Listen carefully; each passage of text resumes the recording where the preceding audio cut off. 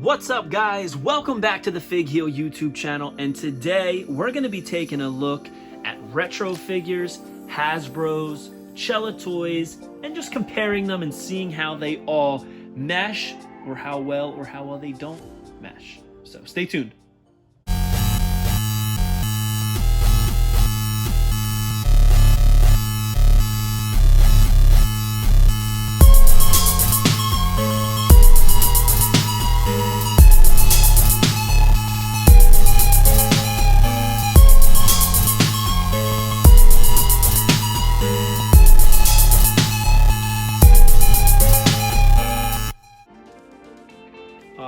So for those of you that don't know, I am a huge fan of the WWF Hasbro action figure line.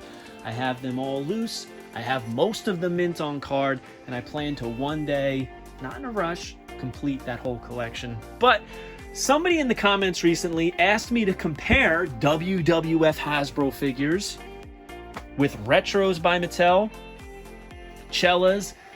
Obviously Zombie Sailor toys aren't out yet, but you know, compare those three figures lines. So here we have some of my loose Hasbros. We have some loose Mattel retros there.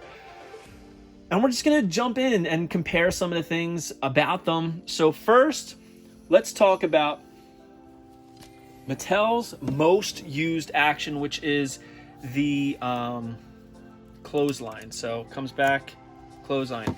Now, the one thing that I like about Mattel's is that the arms are articulated so that I could put this Austin in a stunner pose, which I think is pretty cool. So let's grab one of my favorite clothesline figures from the line, and that is Razor Ramon. So, at first comparison, as we can see, the Mattel Retro is a little bit bulkier. If we look at the arms, I think they're a little bit too bulky for the size of the figure.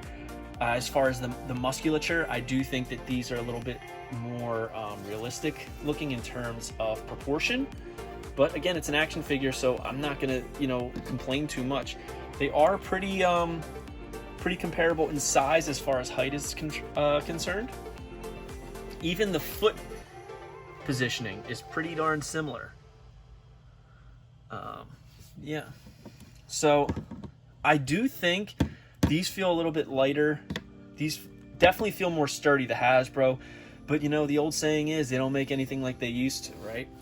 So side by side, I mean, I think they did a great job. It's obvious that these are made to be like the Hasbros. However, on a shelf, you can totally tell the difference. You can totally tell they don't really go that well together.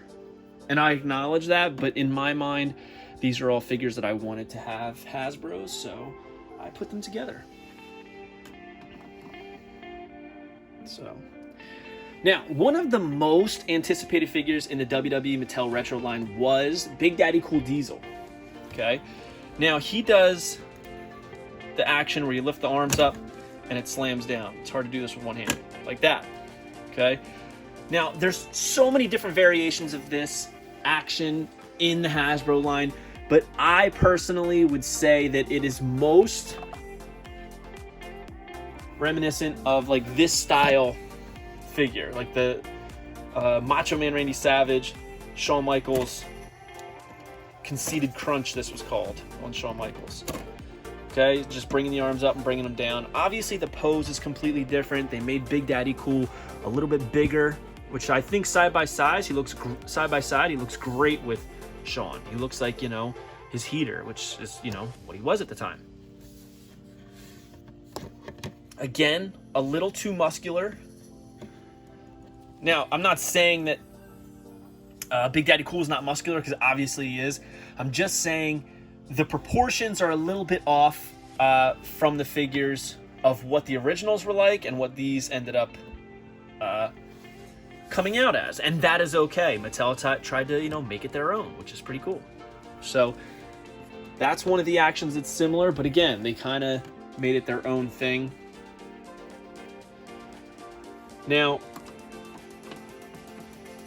They also did the Gorilla Press Slam style.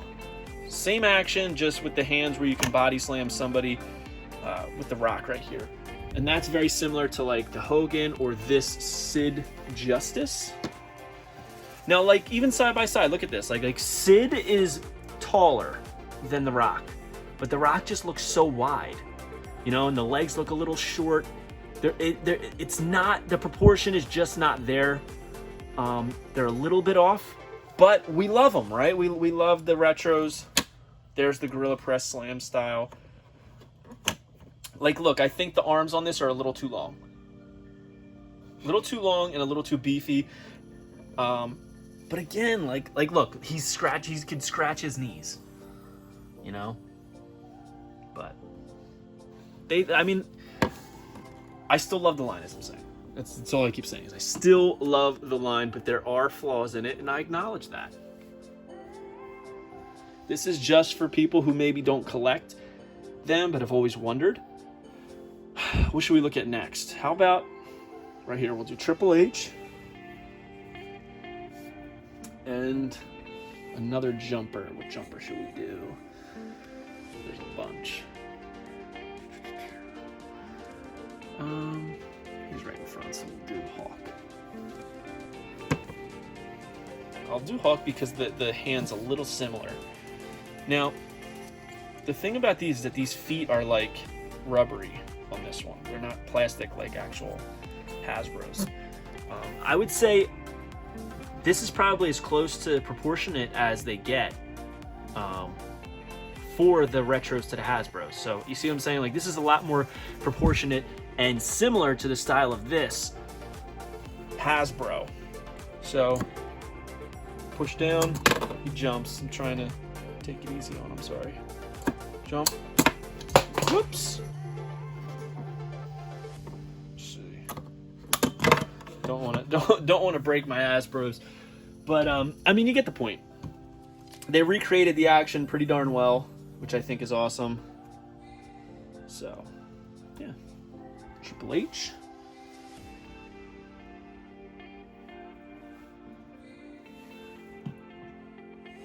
Now, Mattel also created their own actions for certain figures. So here we have Sheamus, and he does, this is going to be hard with one hand, but essentially he does the brogue kick. If you pull the leg, he'll kick. Now, it doesn't really do a great action, but, you know, it does it. Now, we never had a kick in the Hasbro line like that, you know? It would have been cool to have a Shawn Michaels that did the kick. They did Shinsuke where instead of kicking forward like that, he kicks backward, which I think is pretty creative on Mattel's side. So the Hardy Boys, Sheamus, they all did the kick. We have Elias here, who he does pretty much the same action as Diesel, but it's a little bit more reminiscent of Honky Tonk Man. He even comes with the guitar like the Honky Tonk Man. I'm not going to pull it out and show you just because it's the same action we've already seen. And another one that's interesting, and they used it a lot, is like this like side slam action, which I think really was overused and unnecessary. So, like that. I mean, I guess it's fun, it's cool, but as Hasbro fans, we really wanted the old school actions, right?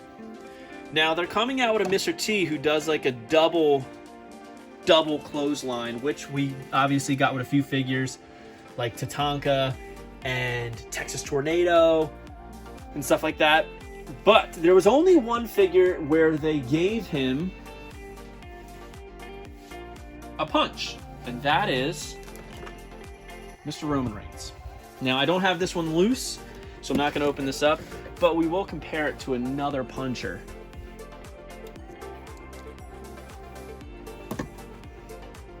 So, it's the same idea.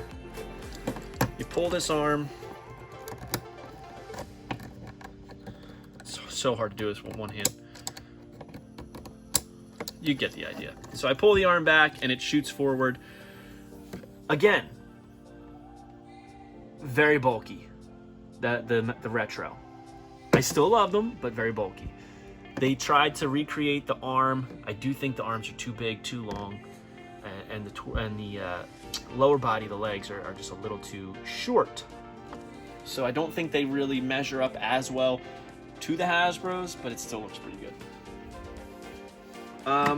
With that said, this brings me to, like I said, they only did Roman Reigns in the punch for the retros. But it makes me wonder a few things, like how come they didn't do other actions, right? Like that torso movement that Dusty and Andre the Giant did. You pull them back and they kind of snap forward. Or how about this one? Like I said, they didn't have a kick, but they had the $1 Million Man who you lift his arm and he kind of stomps. I think that would have been great for Seth Rollins, right? The curb stomp. That would have been great. The Roddy Piper, he pulls his arm back and he punches like an uppercut. I think that would have been really cool. Or even, like, honestly, so many people hate on these. I loved these as a kid. These were one of my favorite actions, believe it or not. What does it do? Absolutely nothing. It's kind of weird, but that's why I liked it. You know, it's a kid's toy, so I liked that weird action. You know, they also did, what's another one that they didn't recreate in the Hasbro line? Because there's a couple. Obviously, the Bushwhackers, right? The one Bushwhacker does the stomp, but this one, he does kind of the Bushwhacker walk. We already said the punch like Nails and Roddy Piper. Oh, the one that a lot of people don't like. Right back here, Ric Flair, he kind of puts him in a headlock and punches. I think that's so cool. I think that would have been very cool to see in the Mattel line. I think it would have been refreshing. Like, nobody really is taking out these retros to play with them as much as, you know, I think they want to believe. So I really would have liked to seen that. Only one figure ever got this Hulkster hug right here, this Hulk Hogan, where he kind of puts you in a bear hug. I mean, listen, this was a fun line to collect as a kid. It's a fun line to collect as an adult. And I think that there is a lot that they can do in the WWE Mattel retro line as far as actions and designs. I really hope they don't pigeonhole themselves to just using the same old clothesline, side bend, arm up, jumper style that they kind of stuck to, and I think it made people lose interest. Real quick, we'll touch on these Chella toys. Now, these don't have actions, but this is obviously reminiscent of like the Perfect Plex. Here we have Hayabusa. Obviously reminiscent of a jumper. We got Josh Shernoff, who obviously is reminiscent of Ted DiBiase. Again, not an action, no actions on these. This is another one. This is kind of similar to like that conceited crunch on the Shawn Michaels, lift the arms up and he hits. And there is the Blue Meanie, and obviously he's supposed to look like the Gorilla Press Slam, like I showed you with Sid and The Rock. I think these look great, but obviously, yes, these are not, they're not Hasbros. They don't look like Hasbros. And honestly, I don't expect them to, but I do think that these are less bulky than the Mattel Retros. And that's, as far as musculature, I think that they kind of fit in with the size with Hasbro's a little bit better. But guys, some collectors want these to be just like Hasbro's. They're not going to be. It's all different. It's 30 years later. Even if you have the same designers, like with Heels and Faces, they're going to be different because, you know, a lot's happened in 30 years for that person who designs toys. So Yeah, but it was a lot of fun to take a look at all the Chellas, the Mattel Retros, the Hasbros. So hope you guys like this video. Don't forget to like, comment, and subscribe. Follow me on Instagram and TikTok at FigHeal. Pick up the Ultimate Wrestling Figure Checklist and go to ProWrestlingTees.com/FigHeal for all your merchandise needs. Take it easy, guys. Have a good one. Peace. This is my favorite Mattel Retro, by the way. Are you a wrestling figure collector? Of WWE Mattel, AEW Jazzwares, and everything in between? Then you need FigHeal's Ultimate Wrestling Figure Checklist, a 500-plus page guide to over 40-plus years of wrestling figure collecting. As heard on the Major Wrestling Figure podcast, it features WWE, WWF, WCW, ECW, TNA, NJPW, AEW, Ring of Honor, AWA, Dragon Gate, CMLL, AJPW, AAA, and more. Professionally organized so you can keep track of mock, loose, value, and much more. FigHeal's Ultimate Wrestling Figure Checklist available now on Amazon.com. If you enjoyed this video, don't forget to like, comment, and subscribe. Follow me on Instagram and TikTok at FigHeal. Check out my book series on Amazon and my merchandise on ProWrestlingTees.com/FigHeal. Head over to Heroes Hideout for all your figure needs and use code FigHeal at checkout to save 10%.